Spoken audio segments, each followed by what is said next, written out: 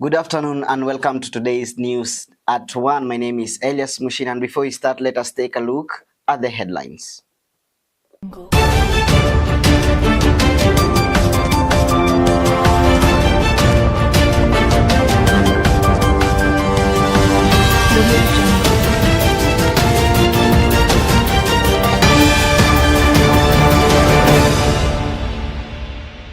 We have a great Kenyan-Italian community in Kenya.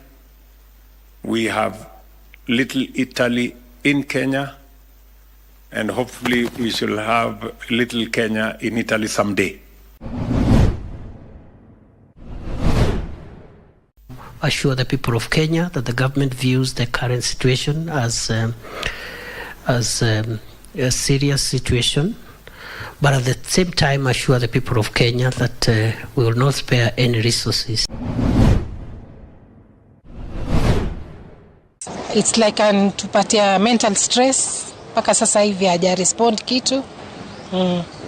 Yeah.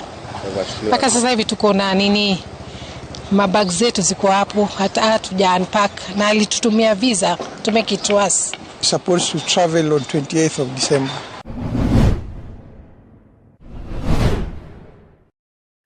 Welcome. The Council of Governors has announced that it will cease its appearance before the Senate County Public Accounts Committee, alleging that certain members are engaging in extortion, harassment, and political persecution during financial audits. The members of the Watchdog Committee, CPAC, have rejected the governor's allegation, warning that they may withhold funding from them. The Council of Governors notes with great concern the continuous and escalating extortion, political witch hunt, harassment, intimidation, and humiliation of excellency governors by certain senators when they appear before the Public Accounts Committee of Senate. The Council has resolved that governors will not appear before the Senate Public Accounts Committee until these concerns are addressed. Chair, my worry is that this money might never be recovered. We have a problem with 4 senators. They know themselves, and we are saying they are involved in extortionists, being extortionists. They harass governors, they intimidate them. We are firm, or I am firm, but I'm also fair to the governors, and that's why I allow them to explain. I allow them to submit their evidence, even though ideally in the Senate, ideally they should not be bringing evidence to the Senate. They have gone to retreat to sleep and eat the money. They have gone to play along the auction. Yet most of our citizens continue to languish in poverty. Governors have therefore resolved that they will only appear once before this committee of the Senate County Public Investment Committee. We will also use our powers. If they don't want accountability, then they have no reason receiving money from us. We will stop the money and then see who is going to suffer.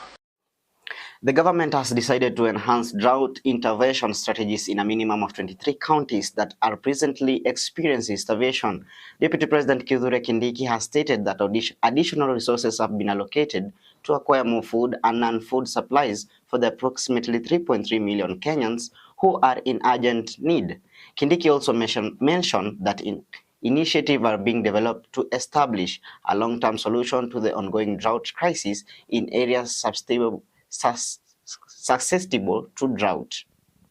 Assure the people of Kenya that the government views the current situation as a serious situation, but at the same time assure the people of Kenya that we will not spare any resources to make sure that we don't lose human life. We are taking a little long for the food to reach the population in their areas, and therefore we've directed that those teams be activated, and we are going to work through a better supply chain and last mile delivery program going forward. Also making interventions for water tracking, for livestock, and for people, and we're going to request for that process also to be expedited. The public engagement process regarding the government's 15% stake in Safaricom being sold to Vodacom has now progressed into its second week. Residents of Kiambu have expressed significant concern regarding transparency and accountability, cautioning that the transaction should not serve as a covert means to deceive Kenyans or exacerbate corruption during the season. The National Assembly Finance Committee received input to issue related to data protection, the management of the consolidated fund, and the preservation of economic sovereignty. Proponents of the sale advocate for civic education to guarantee that the proceeds are allocated towards national development. In the past history, no foreigner would have owned a quoted company more than 40%. Today, instead of releasing that stake to us, we buy. I would like, when I'm taking white cup, to be knowing this is, as the more I drink, the more dividend I get. And we consider selling this to local Kenyans. Is that an option? The government could have sold to the public, but the risk in that, as I know, as an accountant, either the price will go up or the price will go down. What percentage of that 204 billion shillings are you going to give to the education sector? Juzi tunaamka hivi, Nancy Geta anatuambia 11 billion cannot be accounted, cannot be traced. How are we sure that tutauza hii Safaricom leo, kesho tuamke tuone 100 billion cannot be seen? You people should be representing us, the public. But when I hear you, I'm confused. Are we talking to the treasury people? Are we talking to Vodacom people? Are we talking to the board of Safaricom? Who are you exactly representing? President William Ruto has stated that Kenya and Italy have established a new direction in education and research through various collaboration, while overseeing the signing of Memorandum of Understanding between the two nations at State House in Nairobi. Ruto mentioned that this initiative, among others, will support the exchange of researchers, faculty members, and students, encourage joint research projects, and allow for the shared utilization of scientific and technology infrastructure between the countries. We have a great Kenyan-Italian community. In Kenya, we have Little Italy in Kenya, and hopefully we shall have Little Kenya in Italy someday. We will participate, we will be co-creators of technology, governance, use, and benefits of artificial intelligence.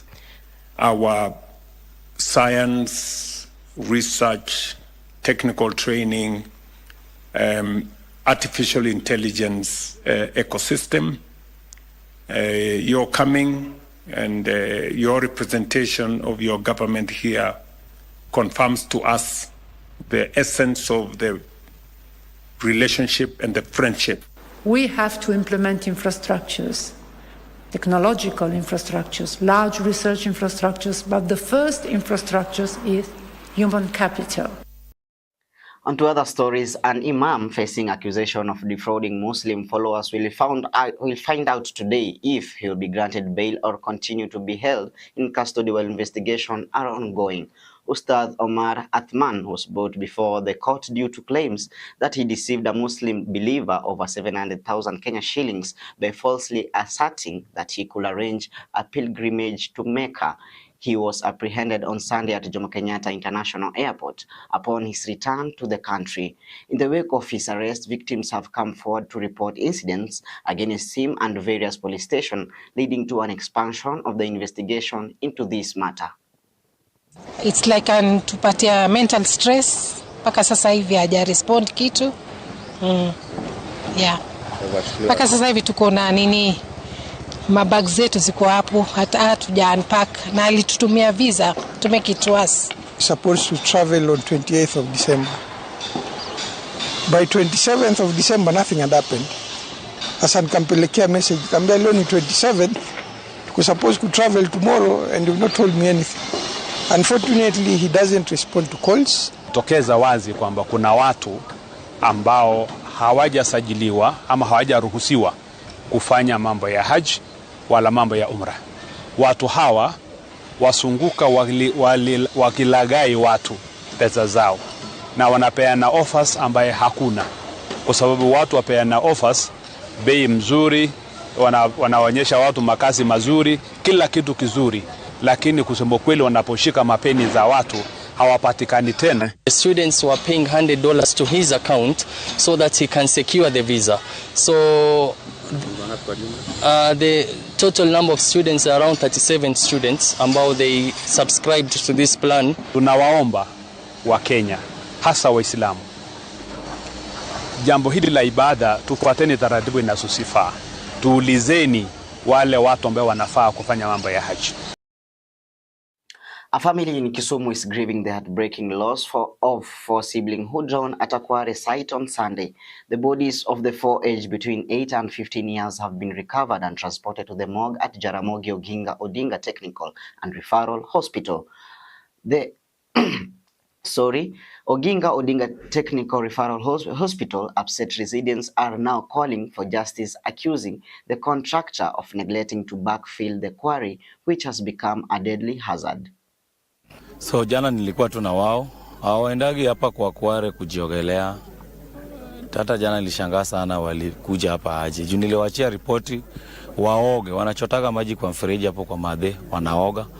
Saa zingine wanachota kwa kisima hapo kwa Edward, wanaoga nayo. So hao wawili wakubwa ndio wanachoteaga wadogo wenzake hao. Juu niliokataza hao wadogo wasiende kuchota maji kwa kisima. Baadaye sikifika saa 12 nikapigiwa simu na father kwa hapa, kaniambia hebu kimbia hapa, kuna kitu inafanyika. Kamuuliza ni nini? Akaniambia kimbia, watoto wameingia kwa maji. Nikakimbia mbio mpaka hapa, nilikuwa na pikipiki. So kufika hapa nikaputa ndugu yangu mwingine ashaingia ndani, ameshatoa mmoja, watatu bado wamebaki ndani. So wakasaidiana hivyo wakawatoa wote. Mimi nataka tu mnisaidie nizike hao vijana yangu, Mungu atanibariki tena. Cannot come and excavate Maram here without the authority of those who are concerned, those who give you licenses to do the same. So they should be following this so that the full enforcement is done. And the story from Kisumu brings us to the end of our bulletins today. My name is Elias Muchina. Do have yourself a wonderful day. Goodbye.